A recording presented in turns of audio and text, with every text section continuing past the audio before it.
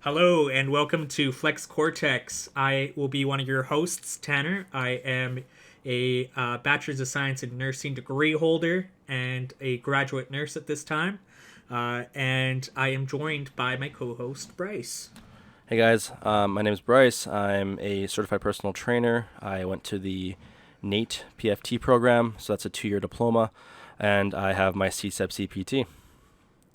Very, very qualified. Yeah, not bad, I guess, eh? Fake it till you So, make it. tell us a little bit how you got into fitness and kind of what made you passionate about fitness.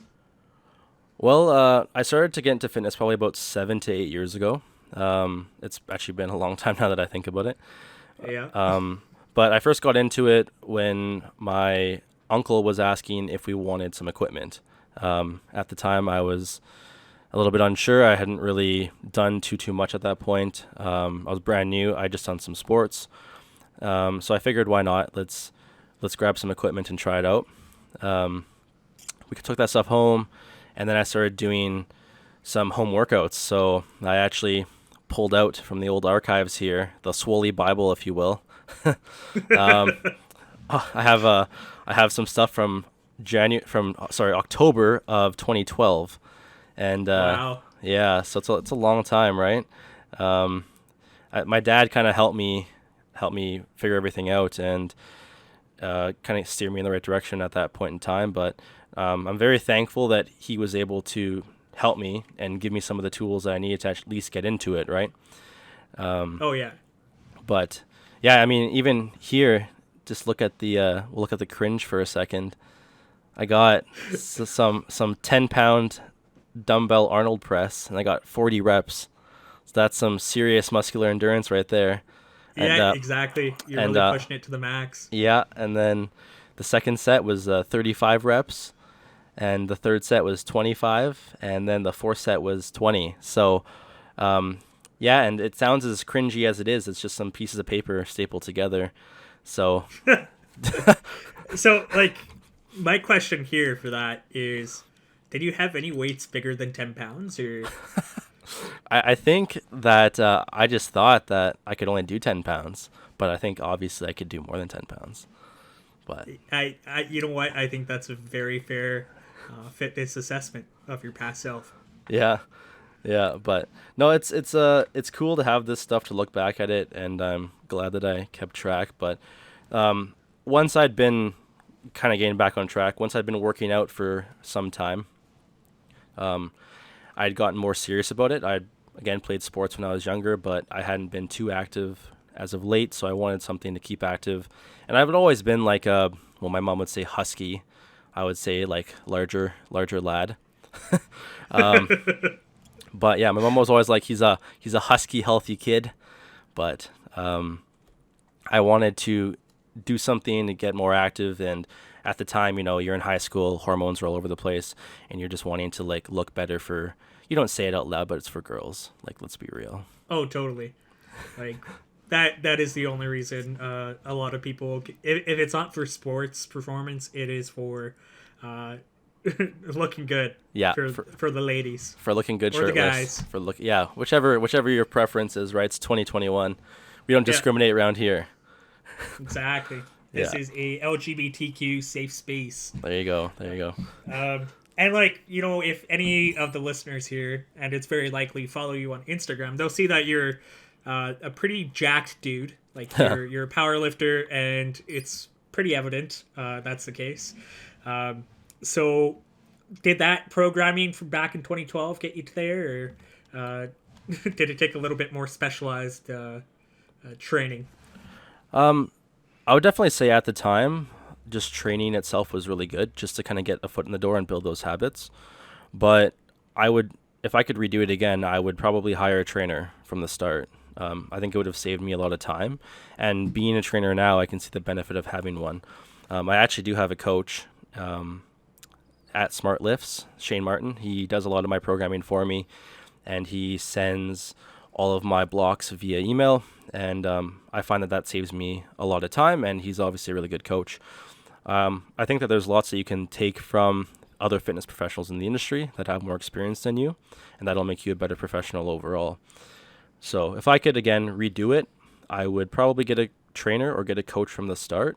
But I mean, I did kind of just wing it in a sense for probably about a year and a half to 2 years before I took things more seriously in a sense. But bodybuilding.com was my trainer, I guess you could say. I think a lot of us, even I guess nowadays, I think it's less common, but I know a lot of people our age, in the 24 to like 30 range, use bodybuilding.com like religiously. Oh yeah, Back in the day for like training programs and stuff. yeah, And you know what? It wasn't all that bad. There's some really good free programs on there. I mean, they're not tailored and they might not get you to your goals necessarily, but honestly, any start in fitness, just from like a healthcare standpoint, is such a great thing. It doesn't matter if it's not maybe the best, as long as you're being safe and that you're getting active. I think that's what's important. yeah, yeah. I would agree. I would say that just the fact that you're able to use those resources available to you and build those habits from the start is really good, and that's what I would have to thank bodybuilding.com for, if anything, right? Yeah, Is not that sponsored. No, not sponsored at all. Not an ad. Not an ad. Hashtag not an ad. Yeah. But I mean, they have a lot of stuff that you can pay for now, if I'm mistaken or if I'm correct. I'm not sure, which has changed quite a bit because I do remember before they had a lot of free content, which made it more appealing for a lot of people. Yeah, I remember it being mostly free, and honestly, I probably haven't been on the site for over a year now. Yeah. And like, maybe it really is good stuff on there still. I'm not too sure. And like, part of the problem is, and it was a problem way back when with all the free content too, was like the bro science of it. Yeah. Like, Totally. there are a lot of unjustified claims, like with no research or evidence backing it up, Yeah. and like it could be really hard to navigate some of those forums without having the correct medical and anatomical knowledge. Oh, absolutely. Yeah. That both of us have now. So Yeah. I do give that little warning for anyone who wants to just get any program online, that please consult with a medical professional, your GP or family practitioner, before starting any new program. Yeah. If it is to a fitness level that you haven't previously done. And even better is pairing that with an assessment from a PFT, Yeah. personal fitness trainer. Yeah. I definitely think it's really beneficial to get a health screen or an assessment done before you start, just to see what your levels are at. So like your systolic, diastolic, obviously you know a ton about that. And then blood work, I would say too, is a good place to start, just so that way Yeah. you have a good idea of where your starting point is, and then get it monitored every 6 months or a year, I think is what they typically say, right? Yeah, exactly. Get your yearly physical, and obviously your health screenings would be more often depending if you have like high blood pressure. So that'd be your diastolic, systolic numbers, Yeah. and like other blood work, including cholesterol, stuff like that. So Yeah, no, for sure. Like with anything though, I would say the biggest thing you got to be careful of in the industry now is that it's very heavily polluted. I would say with a mixture of good and bad content, so it's kind of hard to see what's good and what isn't now. I would say whenever you're looking at new articles or new research, look at qualifications and credentials. Make sure that your reading is actually researched, and make sure that they actually have some sort of schooling to back it up. Like we mentioned before, you can't be going off bro science because that's yeah, typically exactly. just like a bodybuilding.com forum of what worked for one person, when everybody's different and we need individualized programs for everyone, right? Yeah, and like the evidence-based like hierarchy almost, like your anecdotal is probably the weakest form of evidence. Then you go off of like expert opinion, which is also still a pretty weak form of evidence overall.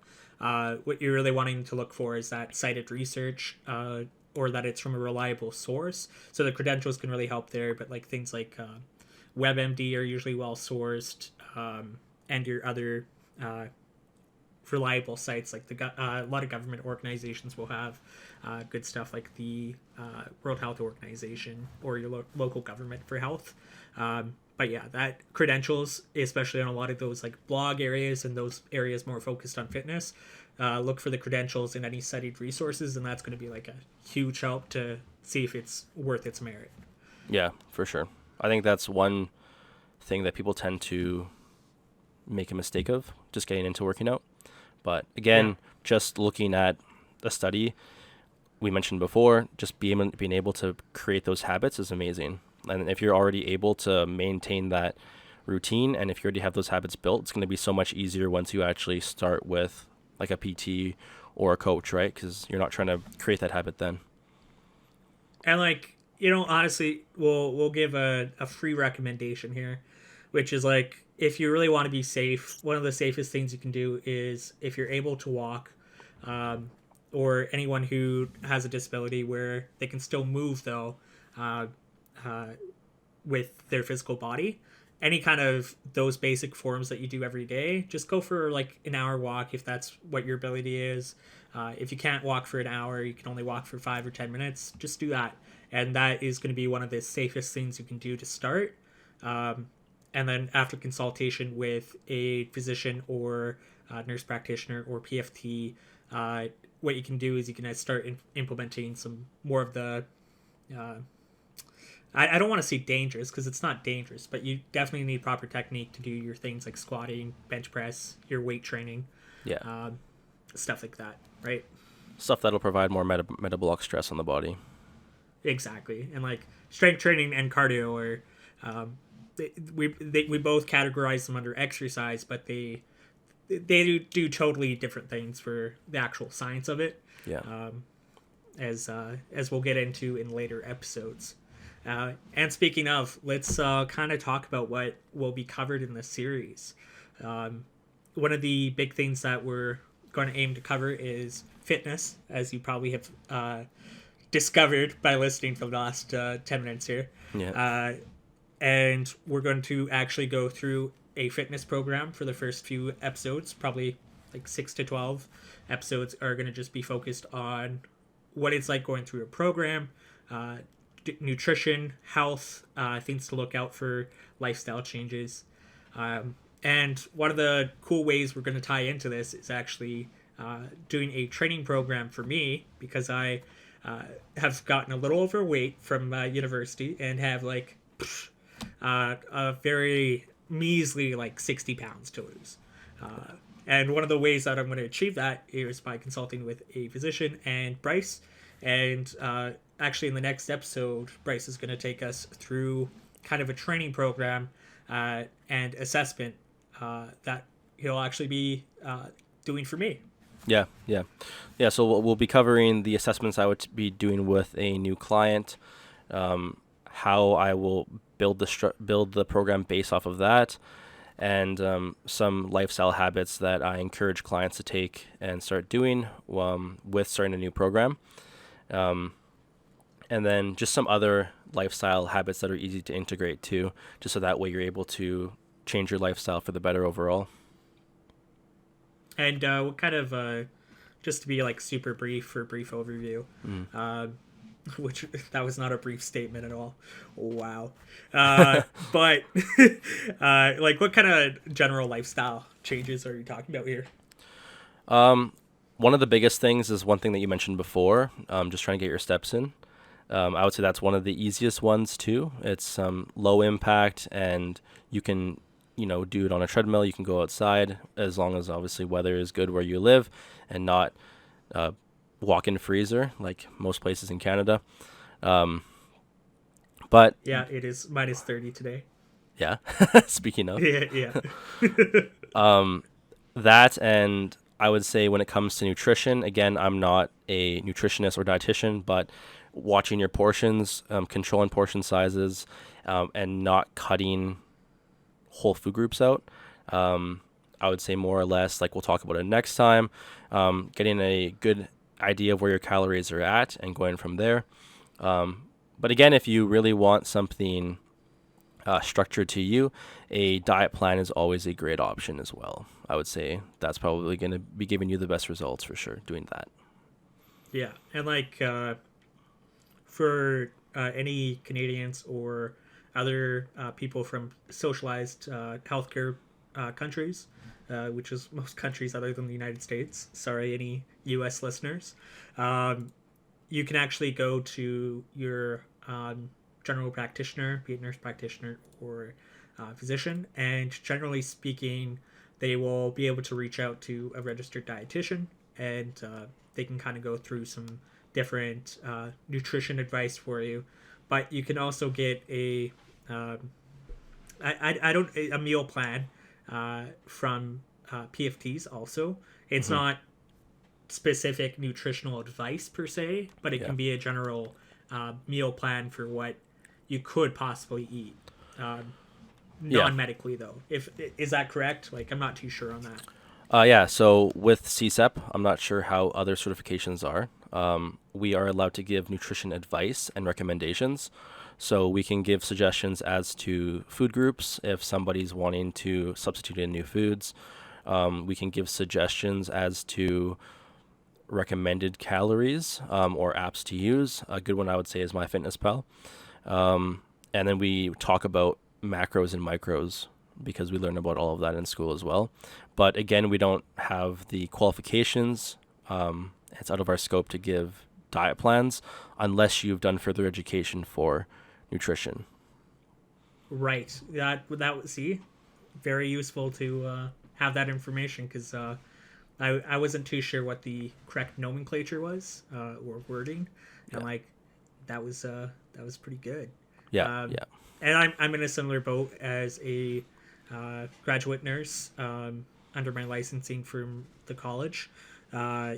We technically do have nutrition in our scope, but one of the big things in nursing is the scope is so broad that one of the recommendations from the college is to refer to the more specialized professions, which would include a registered dietitian, generally speaking. We work in a pinch, but they are a lot more qualified and can give a lot more specific advice. I mean, they have immense training in just nutrition, whereas both our trainings are a lot more broad, so to speak, when it comes to nutrition. Yeah. I mean, nutrition for us isn't our niche, right? Yeah, exactly. And so, it's but yeah, we'll kind of still explore that. We'll still talk about diet, nutrition, kind of what the game plan is, and go through that in the next few episodes. Anything else you'd like to add? No. So yeah, with the next episode, we're going to be covering, like I said, assessments. We're going to be going through your current nutrition, ways that we can track your calories, and ways that we can implement in activity without having to, I guess, actually be more active. So I guess a good example of this would be taking the stairs versus taking the elevator, parking further away at like a grocery store, and then obviously, if you can, an activity tracker is always good just to see what you're getting at for steps in a day, and kind of giving yourself a base guideline for how many steps you'd like to be able to target and hit. Apart from that, nothing too specific yet. We'll probably get more into the foundations of a program for that following episode, I'd say. Perfect. Do you want to quickly plug your Instagram? Okay, yeah. So the best place to find me, the most I'm active, is at Body by Bryce, or at _ Body by Bryce, sorry. That's where I post most of my content, and definitely anything fitness and health related is on there for sure. Perfect. And I think that will be where, if any progress pictures are posted, they might be there depending on when you're watching these. We'll probably wait closer to the end. And I might be doing it a little bit more regularly on my account, but my account's private, so sucks to suck. Yeah, we'll probably do monthly updates. That's kind of what I would think would be the best option there, just to keep track of your progress and everything. Perfect. What's the saying again? It's like 1 month until you notice changes in your body, and then like 2 months when you're close people close to you notice, and then 3 months for like strangers, or what is it? I think you're on the right track. I think it's something like that. Yeah. Yeah, Because you it's yeah. generally in that area, I think. Because you usually don't see the changes in yourself that often because you see yourself in the mirror every day. So Yeah. So I might have flipped some of those. It might be the actual like strangers and then you, or we I we, don't know. we might have totally butchered it. We might have totally Yeah, we, just... we might have butchered that. Maybe don't take that lesson away from this podcast today. Yeah. All But right. yeah, Well, thank yeah. you so much, Bryce. And thank you all for tuning in and listening. Probably just our moms for this first episode, but That's okay. that's okay. Moms are number Love one you, Mom. fans. Yeah. Yeah, exactly. Shout out All to our right. moms, eh? Yeah, shout out to our moms. All right. Thank you for joining us. See you next time. Thanks, guys.